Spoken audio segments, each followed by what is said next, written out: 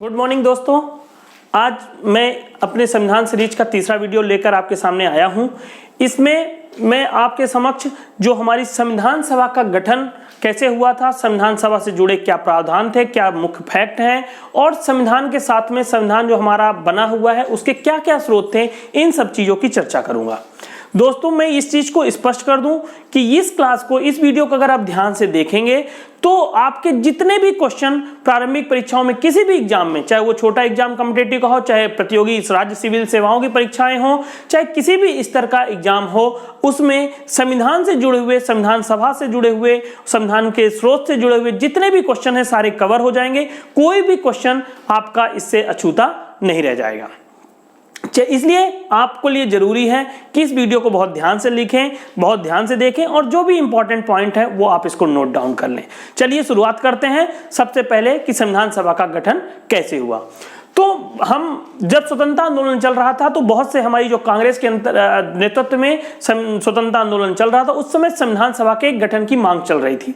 और संविधान सभा के गठन के लिए ये भी आप बता दूं, वैसे तो बहुत से लोग, पंडित जवाहरलाल नेहरू जी ने मांग प्रस्तुत की थी, गांधी जी ने मांग की थी, लेकिन संविधान सभा का जो औपचारिक प्रस्ताव है, जो औपचारिक रूप से विचार है, उसका प्रतिपादन करने का श्रेय डॉक्टर एम.एन. रॉय को जाता है। ये आपके लिए बहुत इंपॉर्टेंट है के लिए कि संविधान सभा का औपचारिक रूप से विचार प्रस्तुत किया था डॉक्टर एम.एन. रॉय ने।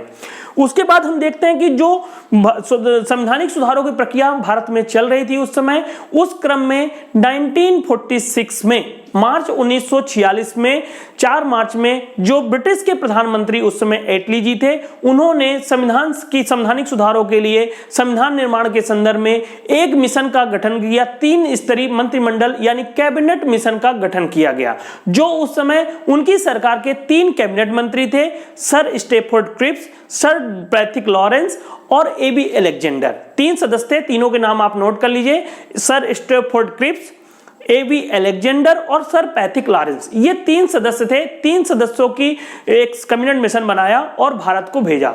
4 मार्च को ये गठित हुआ था। 24 मार्च को ये दिल्ली में कैबिनेट मिशन आता है और संविधान सभा के लिए जो यहाँ के मुख्य रूप से प्रमुख पार्टी कांग्रेस रहती है और अन्य जो प्रतिनिधिमंडल है उनसे चर्चा करने के उपरांत एक कैबिनेट प्लान, एक कैबिनेट मिशन प्रस्तुत करता है कि संविधान सभा भारत में कैसे बनेगी, कैसे होगा। और उस कैबिनेट मिशन की हम प्लान की बात करें तो सबसे महत्वपूर्ण था संविधान सभा की सदस्य संख्या। संविधान सदस्य संख्या के लिए उन्होंने जो टोटल संविधान सभा की सदस्यता संख्या रखी वो 389 थी। और ये आपके लिए यहां पर जानना बहुत जरूरी है कि जो उस समय तत्कालीन भारत था, जो परतंत्र भारत था, जो ब्रिटिश सरकार के अधीन था, वो मुख्य रूप से 2 रूपों में बटा हुआ था। एक वो जो ब्रिटिश के प्रांत कहलाते थे, जहां ब्रिटिश शासन का सीधा कानून लागू होता था, सीधा प्रशासन उनके द्वारा किया जाता था, वो ब्रिटिश प्रांत कहलाते थे। दूसरी तरफ ऐसे भी क्षेत्र थे भारत के उस समय जो रियासतों के अंतर्गत थे, जहां पर छोटी या बड़ी रियासतें थी, जिन्हें देसी रियासतें कहते हैं, और वहां भी ब्रिटिश शासन का नियंत्रण अप्रत्यक्ष रूप से था। वहां राजा, रियासत के जो राजा राज प्रमुख होते थे वो शासन करते थे ब्रिटिश सरकार के बिहाफ में, उनके प्रतिनिधि के तौर पर वो शासन करते थे। इस रूप में भारत अगर हम उस समय देखें तो 2 रूप में बटा हुआ था, ब्रिटिश प्रांत और देसी रियासतों का क्षेत्र। इसलिए जो ये 389 सदस्य संख्या रखी गई उसको उन्होंने 2 भागों में बांटा। उसमें ब्रिटिश प्रांत जो सदस्य संख्या आनी थी वो 296 आनी थी और जो देसी रियासतों के लिए सदस्य संख्या रखी गई वो 93 रखी गई। अब इस सदस्य संख्या के लिए भी आधार मैं आपको स्पष्ट कर दूं कि जो इसके लिए आधार या मापदंड बनाया गया उसको जनसंख्या के अनुपात को बनाया गया, और जनसंख्या के अनुपात का है उसमें 10 लाख जनसंख्या के अनुपात को रखा गया, यानी प्रत्येक 10 लाख की जनसंख्या में एक सदस्य को लाया जाना था। इस अनुपात को देखते हुए 389 296 ब्रिटिश प्रांत के लिए और 93 देसी रियासतों के लिए कुल मिला के 389 सदस्यों का प्रावधान रखा गया। इस 296 और 93 यहां भी ये आप स्पष्ट कर लें, जान लें बहुत अच्छी तरह से कि जो 296 सदस्य थे उनका चुनाव डायरेक्ट नहीं होना था। मतलब आप स्पष्ट हो जाएं, स्पष्ट कर लें कि संविधान सभा जो हमारी गठित हुई थी उसके सदस्य प्रत्यक्ष रूप से निर्वाचित नहीं किए गए थे, ना ही प्रत्यक्ष रूप से निर्वाचित किए गए थे।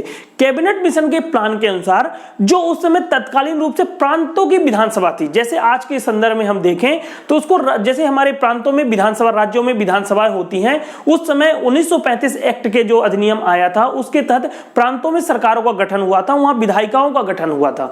तो जो प्रांतीय असेंबलियों को चुनाव होना था, उन प्रांतीय असेंबलियों के सदस्यों द्वारा या कहें उन राज्यों की विधानसभाओं के सदस्यों द्वारा उन संविधान सभा के लिए जो 296 सदस्यों का अप्रत्यक्ष रूप से निर्वाचन किया जाना था। क्लियर है कि अप्रत्यक्ष पद्धति से ये संविधान सभा के सदस्य ब्रिटिश प्रांत से चुने जाने थे। दूसरी तरफ जो 93 देशी रियासतों से सदस्य आने थे, उनका निर्वाचन नहीं होना था, बल्कि उनका नॉमिनेशन या कहें मनोनयन देशी रियासतों के जो राज्य प्रमुख थे, जो हेड थे, उनके द्वारा उनका मनोनयन 93 सदस्यों का उन देशी रियासतों में उनके द्वारा, देशी रियासतों के राष्ट्र प्रमुखों द्वारा उनका मनोनयन किया जाना था। इस रूप में हम देखें तो ये 389 की जो सदस्य संख्या थी उसको भी उस समय के लिए, ये भी बहुत इंपॉर्टेंट है परीक्षा के दृष्टिकोण से, कि जो 389 सदस्य संख्या या 296 हम कहें ब्रिटिश प्रांत से आने थे, 296 को भी उन्होंने फिर से 3 बारों में प्रतिनिधित्व मंडलों में बांटा था। यानी 296 भी सीधे तौर पर सामान्य निर्वाचन नहीं होना था, उनको 3 निर्वाचन मंडलों में बांटा था। और आपको याद होगा इतिहास में 1909 से हमारे यहाँ प्रतिनिधिक निर्वाचन मंडल की या पृथक निर्वाचन मंडल की संकल्पना आ गई थी, जहां से मुस्लिमों के लिए पृथक निर्वाचन मंडल रखे गए थे।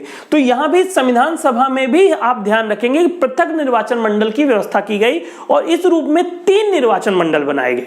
कितने बनाए गए दोस्तों? 3 निर्वाचन मंडल बनाए गए, जिसमें से 213 सीटें, 296 में से 213 सीटें सामान्य क्षेत्रों के लिए थी, सामान्य जनता के लिए रखी गई थी। वहीं 79 सीटें यानी 79 सीटें मुस्लिम प्रतिनिधियों के लिए रखी थी। मुस्लिम क्षेत्रों से मुस्लिम जनसंख्या द्वारा ही उनका चुनाव किया जाना था। ऐसी सीटों की संख्या 79 रखी गई थी। इसके अतिरिक्त 4 सीटें सिख प्रतिनिधि मंडल के लिए रखा था, यानी सिख जनसंख्या अपना अलग से निर्वाचन करेगी, उनका निर्वाचन मंडल अलग था, उसके लिए 4 सीटों का प्रावधान किया गया था।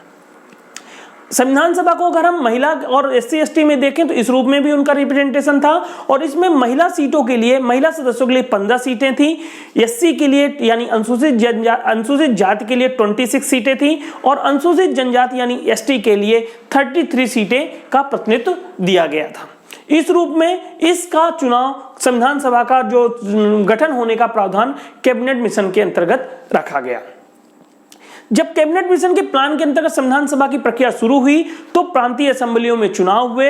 वहां के जब चुनाव हुए तो उन चुनावों में से जो 213 सामान्य सीटें थी उसमें से 208 सीटें कांग्रेस दल द्वारा जीत ली गई। 208 सीटें कांग्रेस के सदस्यों द्वारा जीत ली गई। वहीं मुस्लिम लीग जो उसमें तत्कालीन मुस्लिमों की एक बड़ी पार्टी थी, उसमें मुस्लिम क्षेत्रों से 79 में से 73 सीटें मिली। उसके पश्चात अगर हम देखें तो 15 सीटें अन्य जो छोटी मोटी पार्टियां थी या निर्दलीय कुछ 8 सदस्य थे, वो चुन के निर्दलीय के माध्यम से या अन्य छोटी पार्टियों के माध्यम से इस रूप में 15 सदस्य आए। इस रूप में हमारी संविधान सभा के सदस्यों का चयन हुआ।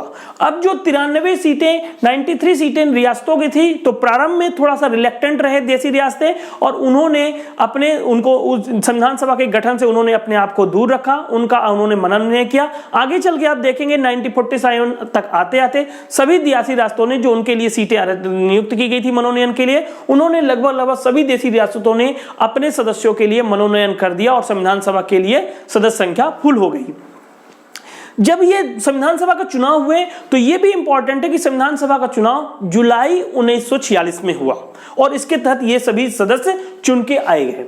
जुलाई 1946 में जब चुनाव हुए उसमें जो तत्कालीन समय में मुस्लिम लीग एक पार्टी थी, उसको उतना सफलता नहीं मिली, उससे वो निराश हुई और उन्होंने फिर इसका बहिष्कार करने और पृथक जो विभाजन की मांग है, उनके पृथक मुस्लिम राष्ट्र की मांग है, उसको प्रारंभ कर दिया। और इस रूप में देखते हैं कि 16 अगस्त 1946 को वो काफी मांगे में एक डायरेक्ट एक्शन डे या प्रत्यक्ष कार्यवाही दिवस रूप में मनाते हैं, विरोध के स्वरूप में, और इसके परिणाम स्वरूप जगह जगह दंगे भी फैलते हैं, काफी चीजें होती हैं। और इन्हीं के बीच में सितंबर 1946 में जो उस समय वायसराय थे, अंतरिम सरकार का गठन करने के लिए पंडित जवाहरलाल नेहरू जी को आमंत्रण मिला और पंडित जवाहरलाल नेहरू जी के अध्यक्षता में, उनके उपाध्यक्ष रहे वो, उनके नेतृत्व में अंतरिम सरकार का गठन हुआ। हम आगे आपको यह भी बताएंगे कि अंतरिम सरकार कैसे गठन हुआ, उसमें कौन कौन से विभाग के कौन मंत्री थे। यह भी परीक्षा के दृष्टिकोण से बहुत इंपॉर्टेंट है। कई बार इससे क्वेश्चन आए हैं कि कौन मंत्रालय किसके पास था। इस तरह के विकल्प बनाए गए हैं जिनकी चर्चा मैं आपको पृथक से बताऊंगा। जब अंतरिम सरकार का गठन हो गया उसके बाद संविधान सभा की प्रथम बैठक 9 दिसंबर 1946 को आहूत हुई और 9 दिसंबर 1946 को जब बैठक आहूत हुई तो उसमें संविधान सभा का अस्थायी अध्यक्ष डॉक्टर सच्चिदानंद सिन्हा को चुना गया। ध्यान रखिएगा, अस्थायी अध्यक्ष हैं सच्चिदानंद सिन्हा जी को निर्वाचित किया गया। उसके बाद 13 दिसंबर 1946 को जब दूसरी बैठक हुई संविधान सभा की, उसमें डॉक्टर राजेंद्र प्रसाद जी को संविधान सभा का स्थायी अध्यक्ष चुन लिया गया। इस रूप में संविधान सभा की यह प्रारंभिक प्रक्रिया पूरी हुई। लेकिन आप देखेंगे जो ये चुनाव जो सभा की बैठक हुई उसमें मुस्लिम लीग ने पुनः अपने आप को इससे अलग कर लिया और इन बैठकों में शामिल नहीं हुई। संविधान सभा के अध्यक्ष के अस्थायी अध्यक्ष के अलावा BN राव जो हैं उनको संविधान सभा का सलाहकार भी नियुक्त किया गया। जो संवैधानिक सलाहकार BN राव, ये भी इंपॉर्टेंट है परीक्षा के दृष्टिकोण से कि संविधान सभा के जो सलाहकार BN राव को नियुक्त किया गया। और सेक्रेटरी अगर हम बात करें तो HVR अयंगार जी संविधान सभा के सचिव के रूप में नियुक्त किए गए। HVR अयंगार को संविधान सभा का सचिव नियुक्त किया गया। इसके पश्चात जब ये संविधान सभा की प्रक्रिया हुई उसी बीच में चूंकि मुस्लिम लीग अपनी विभाजन की मांग कर रही थी तो काफी दंगे हो रहे थे। उस समय ब्रिटिश सरकार ने माउंटबेटन, लॉर्ड वेबल के स्थान पे लॉर्ड माउंटबेटन को इस समस्या के सुलझाने के लिए, निराकरण के लिए भारत भेजा। और लॉर्ड माउंटबेटन आते हैं और एक प्लान भारतीय स्वतंत्रता का कहें या भारत के विभाजन का कहें, 3 जून को अपनी वो योजना प्रस्तुत करते हैं। 3 जून के तहत माउंटबेटन योजना आती है जिसमें भारत और पाकिस्तान 2 राष्ट्रों के विभाजन की बात थी, जिसे 14 जून को भारतीय राष्ट्रीय कांग्रेस जो उसमें प्रमुख दल थी उसने भी दिल्ली में अपना अधिवेशन करते हुए उसको स्वीकार कर लेती है। और उसी क्रम में आगे जाकर जो ब्रिटिश संसद है, ब्रिटिश का चूंकि शासन था इसलिए ब्रिटिश संसद में 4 जुलाई 1947 को भारत का स्वतंत्रता अधिनियम प्रस्तुत किया जाता है और फिर ब्रिटिश संसद द्वारा 18 जुलाई 1947 को स्वतंत्रता अधिनियम पारित किया जाता है। और इसी अधिनियम के परिप्रेक्ष्य में भारत और पाकिस्तान को 15 अगस्त 1947 को स्वतंत्रता प्राप्त होती है और आजादी मिलती है। 15 अगस्त 1947 को जब देश स्वतंत्र होता है तो आप यहां पे एक चीज नोट कर लें कि भारत की स्थिति एकदम स्वतंत्र राष्ट्र रूप के न होकर राष्ट्रकुल के डोमिनियन स्टेटस दिया गया। दोनों को अधिराज्य की संज्ञा दी गई और ये अधिराज्य आप देखेंगे डोमिनियन स्टेटस भारत का जब संविधान हमारा सभा लागू होती है 26 जनवरी 1950 को, तब तक ये स्टेटस हमारे पास बना रहा। अब हम बात करें कि इस सरकार का गठन हो गया, अब इसके बाद फिर मुस्लिम लीग का भारत पाकिस्तान का विभाजन हो गया, इसलिए संविधान सभा की जो सदस्यों की संख्या स्वाभाविक रूप से उसमें कमी आ गई क्योंकि बहुत सारा भाग पाकिस्तान में चला गया। तो अब वो जो 389 जो ओरिजिनल संविधान सभा की सदस्य संख्या थी वो अब घटकर 299 रह गई, जिसमें अगर हम बात करें प्रांतों की तो 296 में से 229 सदस्य अब प्रांतों के रह गए और देशी रियासतों की अगर हम बात करें तो 93 में से अब 70 जो सदस्य हैं वो देशी रियासतों की तरह से रह गए। इस तरह से 299 सदस्य संख्या रह गई। इसके पश्चात जब संविधान सभा की प्रक्रिया शुरू हुई, पुनः संविधान सभा की कार्रवाई शुरू हुई संविधान निर्माण की, तो संविधान कई समितियों का गठन किया गया और कई महत्वपूर्ण संविधान की समितियां गठित की गई। ये भी परीक्षा के दृष्टिकोण से बहुत ही इंपॉर्टेंट है। इसमें सबसे महत्वपूर्ण समिति है जो प्रारूप समिति, संविधान की प्रारूप समिति गठित की जाती है जो एक 7 सदस्यीय समिति होती है जिसमें डॉक्टर अंबेडकर उस प्रारूप समिति के अध्यक्ष होते हैं। उसके अतिरिक्त अगर हम देखें जो 7 सदस्य थे तो उसमें जी गोपाल स्वामी अयंगार थे, KM मुंशी थे, कृष्ण स्वामी अय्यर थे, सादुल्ला खान थे और BN मित्र जी थे और DP खेतान थे। हालांकि BN मित्र और DP खेतान कुछ स्वास्थ्य की वजह से एक की मृत्यु हो गई और एक उन्होंने सदस्यता ली, उनकी जगह में नए सदस्य TT कृष्णमचारी और माधवराव जी आए। इस रूप में हम देखते हैं प्रारूप समिति आपके लिए बहुत इंपॉर्टेंट है कि 7 सदस्य थी, अंबेडकर जी उसके अध्यक्ष थे और ये सदस्य थे। इसके अतिरिक्त भी कुछ महत्वपूर्ण समितियां थी, कई सारी समितियां गठित हुई। जो महत्वपूर्ण समितियां हैं उसमें हम देखते हैं संघीय संविधान समिति एक गठित की गई और संघीय पावर की एक समिति गठित की। इन दोनों समितियों के अध्यक्ष डॉक्टर जवाहरलाल नेहरू जी थे। इसके अतिरिक्त 2 समितियां गठित हुई, एक अगर हम बात करें तो मूल अधिकारों की समिति और प्रांतीय संविधानों की समिति। ये 2 समितियां ऐसी थी जिनके अध्यक्ष पंडित सरदार वल्लभ भाई पटेल जी थे। इसके अतिरिक्त 2 और समितियां आप याद रखें कि एक नियम समिति और एक झंडा समिति, इन 2 समितियां और गठित हुई। इनकी अध्यक्षता डॉक्टर राजेंद्र प्रसाद की अध्यक्षता दी गई।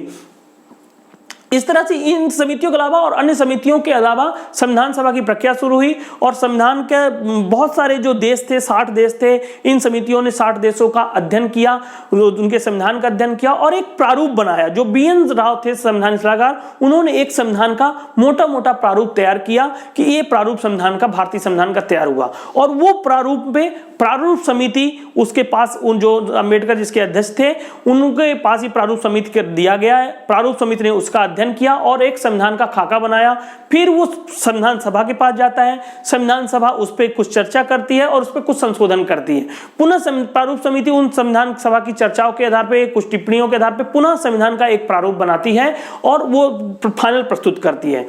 फिर उस पर शुरू होता है संविधान की वाचन होना, उन पर चर्चा होना। और इस रूप में देखें तो संविधान सभा के 3 वाचन से तात्पर्य यहां पर है कि उस पर चर्चा होना। जैसे कोई भी कानून संसद में प्रस्तुत होता है तो उस रूप में कानून का उसमें चर्चा होती है। तो ये संविधान का जो प्रारूप, एक खाका तैयार हुआ, ड्राफ्ट प्रारूप तैयार हुआ, उस पर चर्चा प्रारंभ हुई। और आप देखेंगे कि 1948 से, जो नवंबर 1948 से शुरू होता है प्रथम वाचन, जो 4-5 दिन का होता है। 4 नवंबर से 9 नवंबर तक प्रथम वाचन होता है। फिर एक दूसरा नववाचन होता है 15 नवंबर से, वो चलता है 1949 तक चलता है। उसमें अक्टूबर 49 तक चलता है ये द्वितीय वाचन, जो काफी लंबा होता है। इसमें बृहद चर्चा होती है सारे पक्षों पे, जितने भी उन्होंने प्रारूप नहीं हुए थे, हर भागों पे चर्चा होती है, उसमें कुछ संशोधन सुझाए जाते हैं, इस रूप में चलता है। और फिर तीसरा वाचन शुरू होता है जो 26 नवंबर 1949 तक चलता है और अंततः हमारा 26 नवंबर 1949 को हमारा संविधान का भाग होता है। और 26 नवंबर 1949 को संविधान सभा पारित करती है, इनेक्ट करती है, आत्मार्पित करती है। और उस समय अगर हम देखें तो कुल मिलाकर 395 अनुच्छेद थे, 22 भाग थे और 8 अनुसूचियां थी।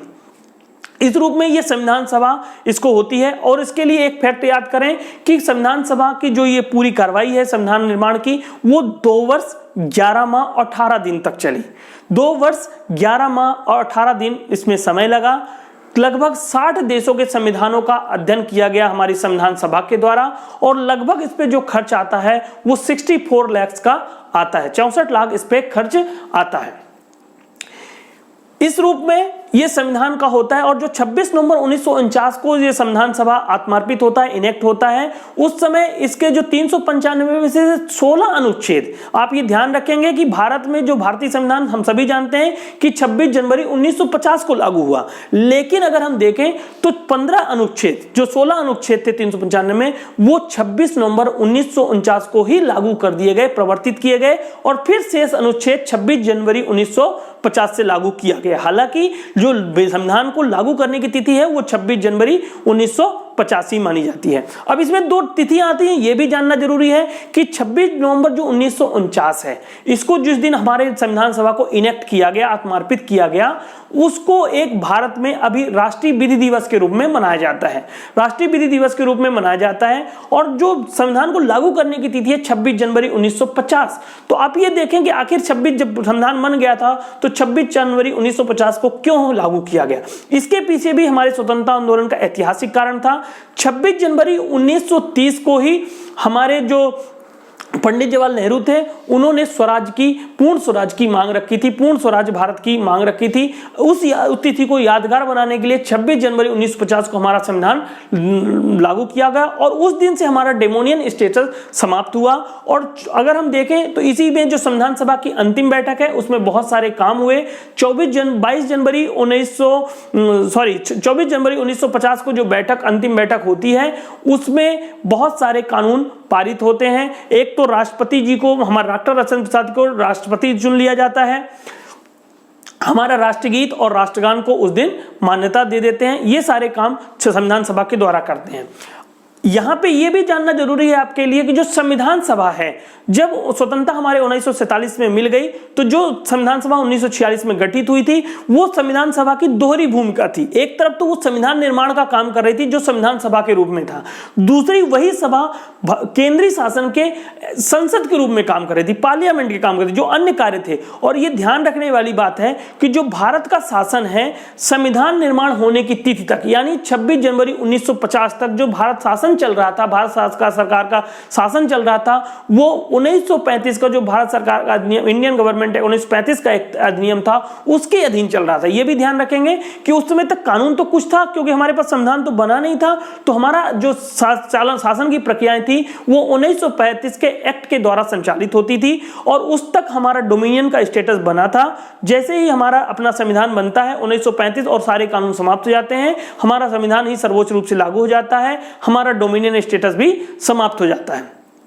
लेकिन जो संविधान सभा का दूसरा, और संविधान सभा का कार्य भी समाप्त हो जाता है, लेकिन संविधान सभा का जो दूसरा काम संसद के रूप में है वो कंटिन्यू चलता रहता है। जब 1951 में 50-51 में सार्वजनिक चुनाव होते हैं, पहली चुनाव गठित होती है, संसद गठित होती है, तब तक ये संसद के रूप में ये संविधान सभा काम करती रहती है। अब अगर हम यहाँ पर देखें कि अन्य चीजें क्या फैक्ट हैं, तो हमने जैसे बता दिया कि इसमें 2 वर्ष 11 माह 18 दिन लगे, 64 लाख के लगभग खर्च लगे, 60 देशों का अध्ययन किया गया। हमने आपको ये समितियों का भी बता दिया। अब हम यहाँ पे एक इंपॉर्टेंट कि जब अंतरिम सरकार गठित हुए थे, ये भी कभी क्वेश्चन आया है, आप इसको भी नोट कर सकते हैं कि अंतरिम सरकार में किसके पास क्या क्या मंत्रालय थे। अंतरिम सरकार में जब मंत्रालय थे तो आप प्रमुख मंत्रालय को लिख लीजिए, यह भी परीक्षा के दृष्टिकोण से इंपॉर्टेंट है कि किसके था। तो प्रधानमंत्री के रूप में उस समय पंडित जवाहरलाल नेहरू जी थे, और साथ में उनके पास विदेश मंत्रालय था। अगर हम सरदार पटेल जी की बात करें तो गृह मंत्रालय और सूचना प्रसारण मंत्रालय, ये दोनों मंत्रालय थे सरदार पटेल जी के पास। अगर हम रक्षा मंत्रालय की बात करें तो डॉक्टर बलदेव सिंह जी जो थे रक्षा मंत्री थे। विधि मंत्री थे डॉक्टर अंबेडकर थे।